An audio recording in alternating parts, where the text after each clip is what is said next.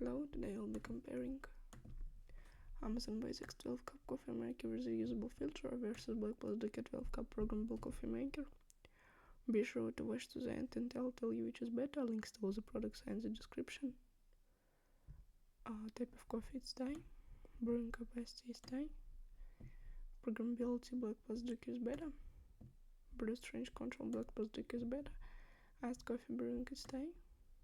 Hot coffee brewing is Thai. Milk froth is Thai. Water reservoir Thai. Heating speed Thai. Ease of use BLACK+DECKER is better. Filter type Amazon's better. Size portability is Thai. Cleaning Amazon's better. Footprint design BLACK+DECKER is better. Build quality is Thai.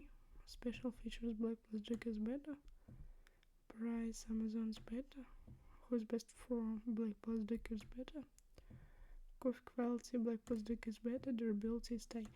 If you want to get the most powerful durable device that will really taste good making coffee, then the best choice will be the BLACK+DECKER 12 cup programmable coffee maker. The link to buy it is in the video description.